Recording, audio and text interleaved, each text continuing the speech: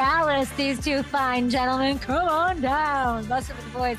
Will Compton, Taylor Lewan. What is this photo? That is the Red River rivalry, the purest known as the Red River shootout between Oklahoma and Texas. They brought out that beautiful trophy, and we were able to take a nice little photo in front of that thing. And look, hand up during that TV timeout, I was talking half the time with you guys, thinking that you guys could hear me, and Taylor was just looking at his phone. Hey, they can't hear you. They can't. You were like, we're going to South Bend this weekend. I was kind of like, can you guys give me some? Like it made sense. Oh, I didn't get to hear any of that. Can you guys tell me where I should, like, what do I need to know? USC, give me the starter pack. Talk to a 5-year-old. What's the deal? Great rivalry. Not a whole lot to do in South Bend, Indiana. Nope. The place you're going to want to go is linebackers. Tailgating scene is great. The campus is beautiful. Okay. But and then the stadium's absolutely beautiful and historic. It'll be an awesome game. Cool helmet game. Yeah, go to the linebacker. Okay. Set up on the outside, but that's really the only place to go. Very good atmosphere on game day, like around the stadium. I think you'll have a lot of fun, a lot of legacy and history there. So you will appreciate that. Will I? Okay, give me like the. I'm at the what is it? Linebackers? The linebacker? The linebackers. I'm at the linebacker. I see like a guy, and I want to like sound awesome in front of him about like the like impress him. What's the thing about the game? I would say. You just go, hey, listen, Pete Carroll's really got USC humming right now. No, stop. He's messing with you. Here's what you tell him. Yeah. There's some chatter about Marcus Freeman going to Penn State. You think he goes? You think he stays? Okay. CJ Carr, he's got a very good young quarterback. He seems to be, he's dicing it up right now. Very promising star of the future. Yeah, well, let's get into all of this. So they fire, that's good advice. Yeah, although I hope he stays there. I like those slow-mo videos of him walking into that Notre Dame stadium on national television. Penn State, okay? They fired James Franklin. Even I saw this. It was all over my timeline. That's when you know it's serious, gentlemen. I understand he had trouble beating good opponents, tough schedule, whatever. He had 3 straight double-digit win seasons, though, I saw this morning. For the first time in 40 years at Penn State. Taylor, was this the right move? I think it was brewing. It was coming. We were talking about it about 3 weeks ago before the Oregon Penn State game. And it's like, if you don't win this game, if you're the Penn State program, are you happy with being a 10-2 squad every single year? And I think like Penn State's in a very weird situation right now with the NIL. Guys can just get up and leave. They have a lot of decommits happening right now.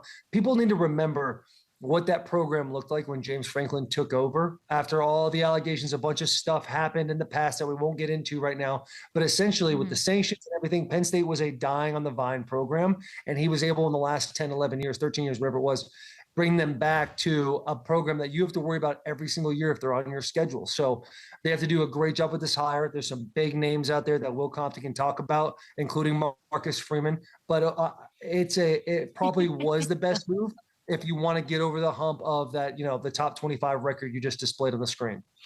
I'm a little slower to say that it was the right move, just because history. We have some data points. You look at Auburn when they got rid of Gus.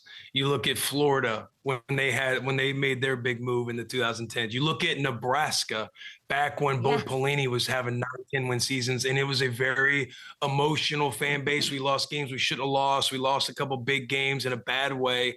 Pressure happens. It was happening at Penn State. You see Indiana go take down Oregon. You see what Cignetti's done within 2 years at the University of Indiana. So the pressure and the emotion is really high. But I just think back with my Huskers when we got rid of Bo Pelini. We brought in Mike Riley, and we just descended into the depths, into the abyss. We whiffed on Scott Frost, still in the abyss. We're starting to come out of it now, but that's after a decade of everybody screaming that they got to get rid of Bo Pelini, because in Bo, there was only 3 coaches at the time over that span that won over 60 games. It was Chip Kelly, it was Nick Saban, and it was Bo Pelini. We got rid of Bo Pelini, and the program just went downhill. So that's where I'm like hesitant on, was it the right move for Penn State? I know they want to get over the hump. I know he had a brutal record versus top opponents. But again, it is hard to win in this game. It's hard to win in college football. But people want national titles. I feel like I don't know anything, but I was just reading, just looking at the record and all of that as an outsider.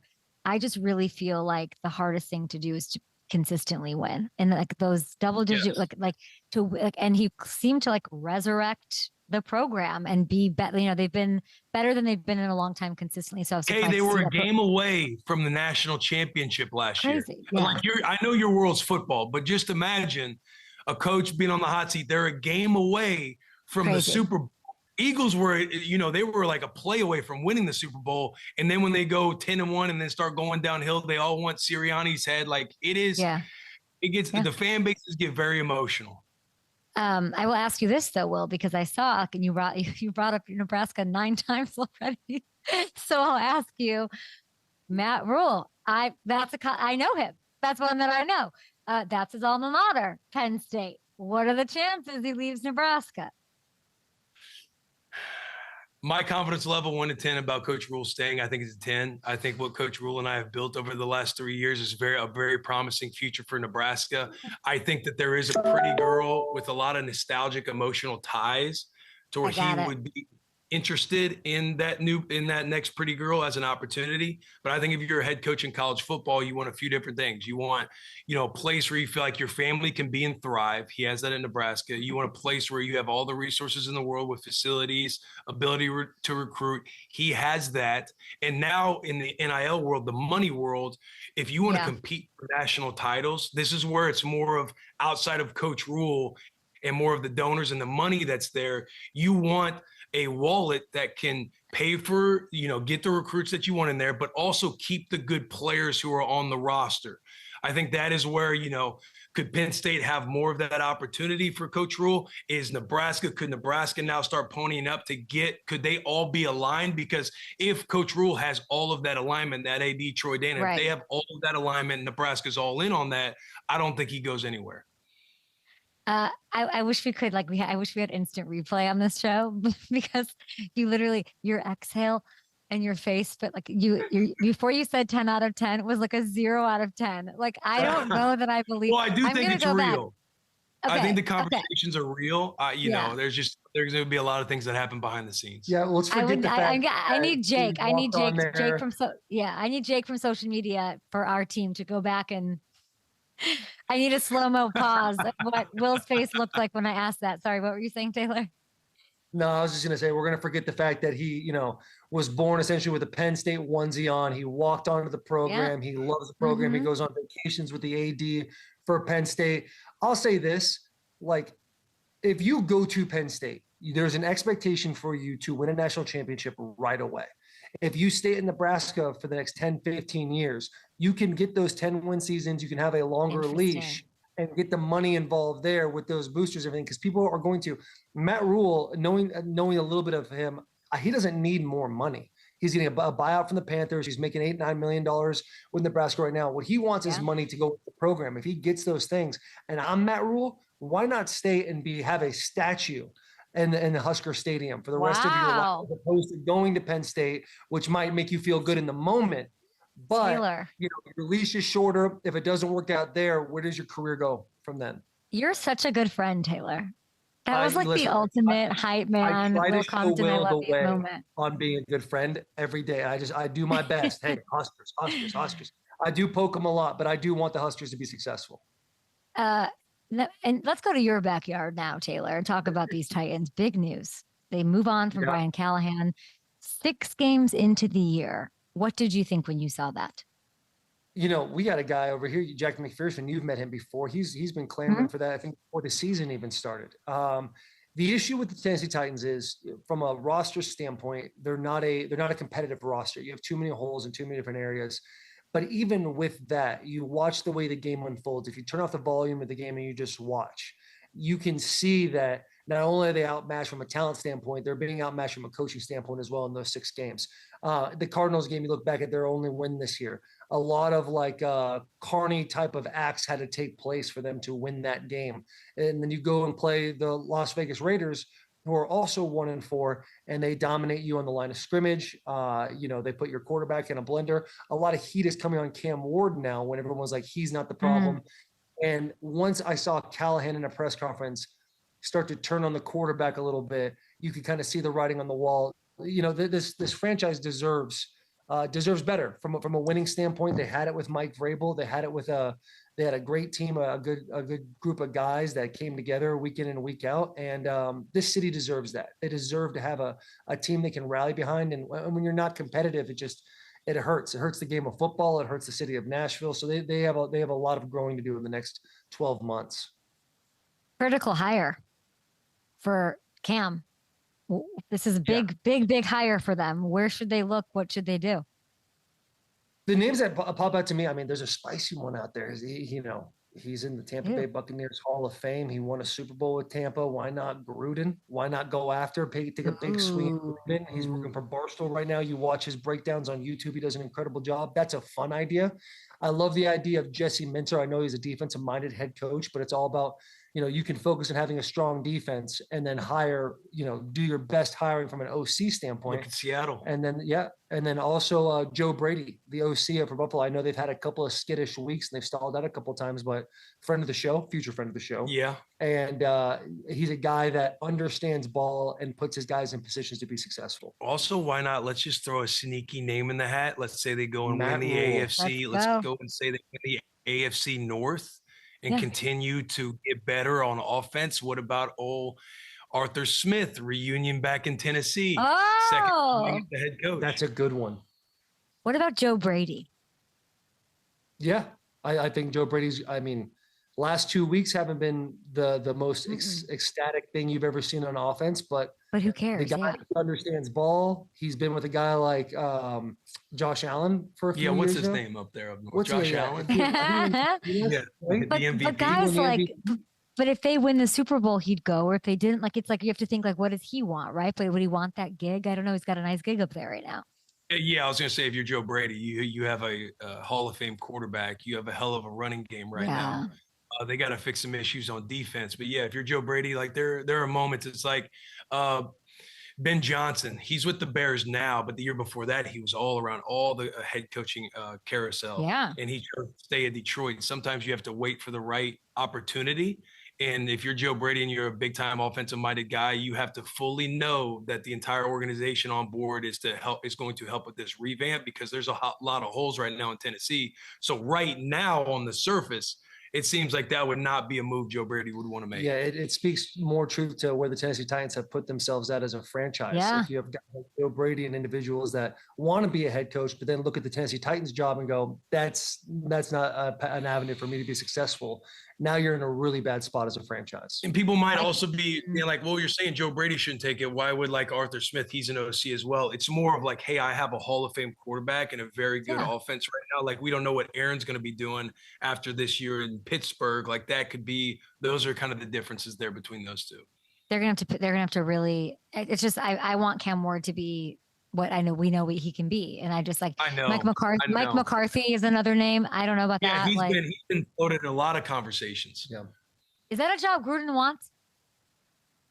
I don't know. I think Gruden just wants to coach some football. Yeah, he just anywhere. I don't think I've ever met an individual that loves ball more than Gruden. He salivates at the idea of just being in front of 53 men and telling them what to do.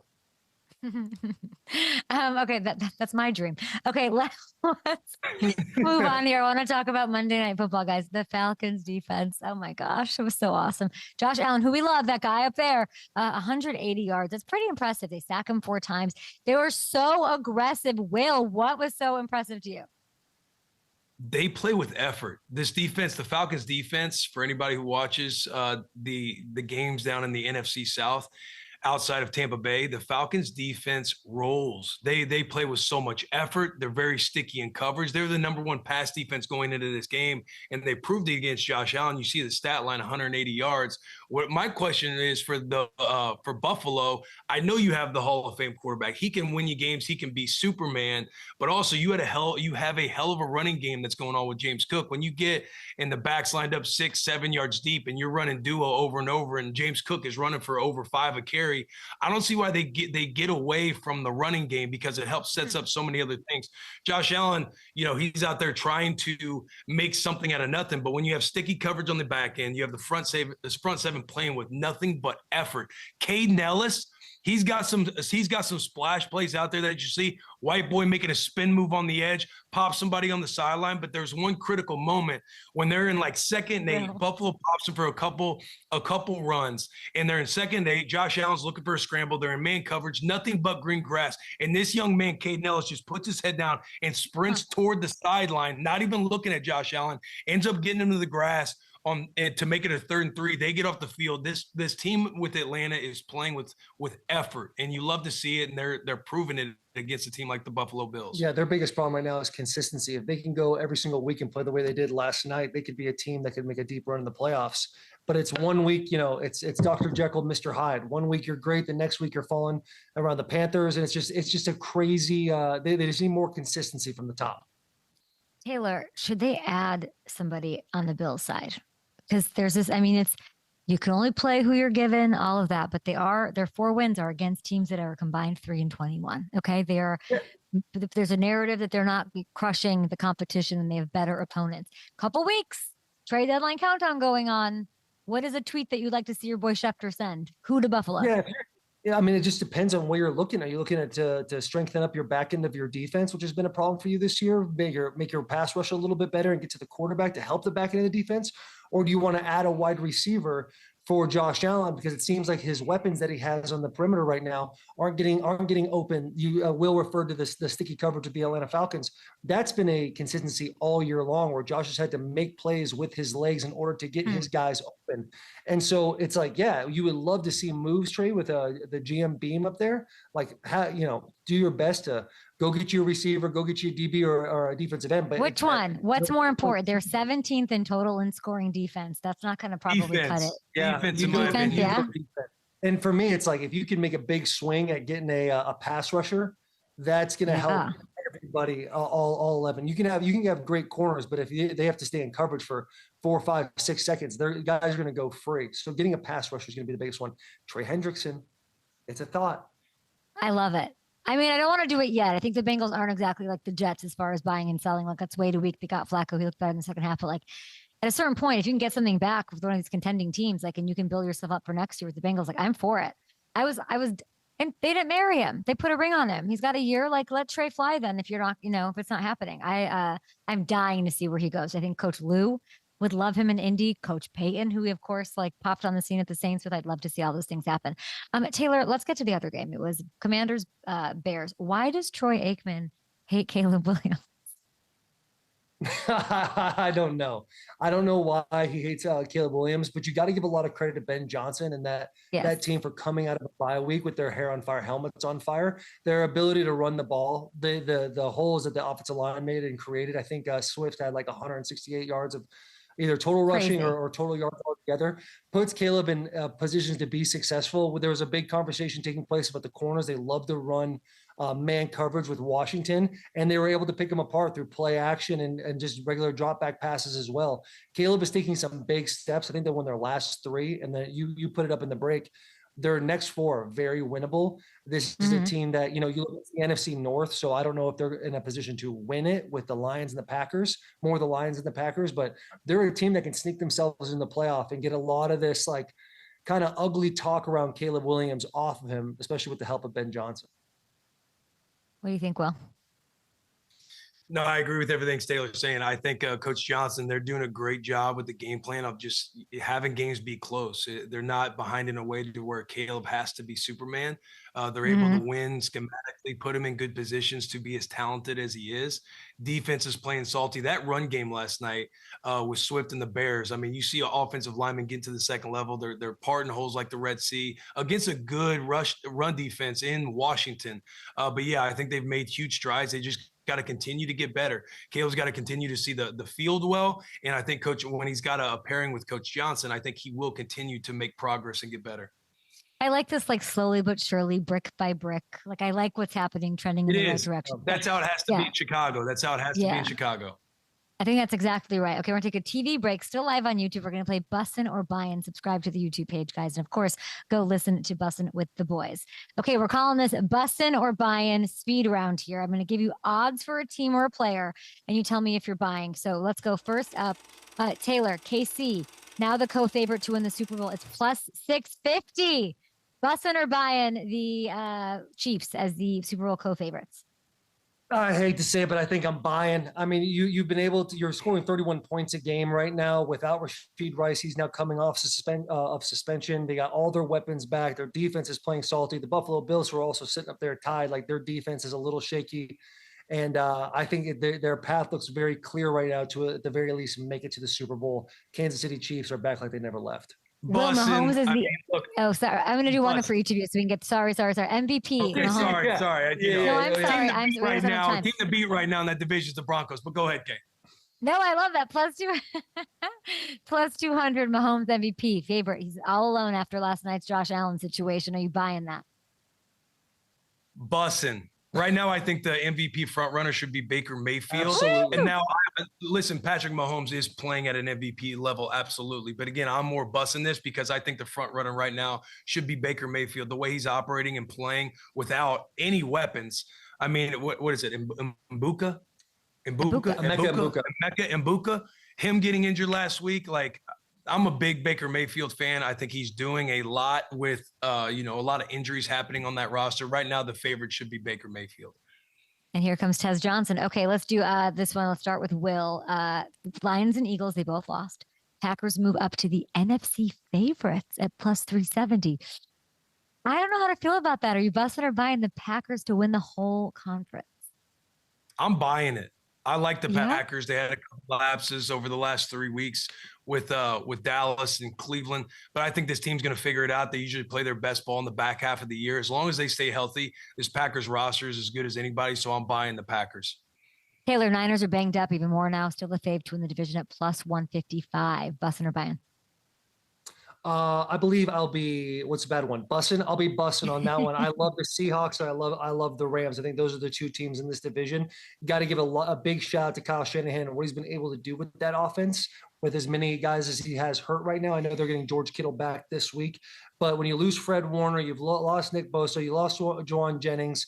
You can only give CMC the ball so many times before there's too much wear and tear come December. The Seattle Seahawks, Sam Darnold is playing out of his absolute mind right now. Amazing. And for the Los Angeles Rams, I know Puka Nakua's got themselves a little ankle issue, but once he comes back, they'll be running full force. I got a lot of pride in both those teams. And don't sleep on Seattle's defense. I know this isn't my question, but don't sleep on Seattle's defense.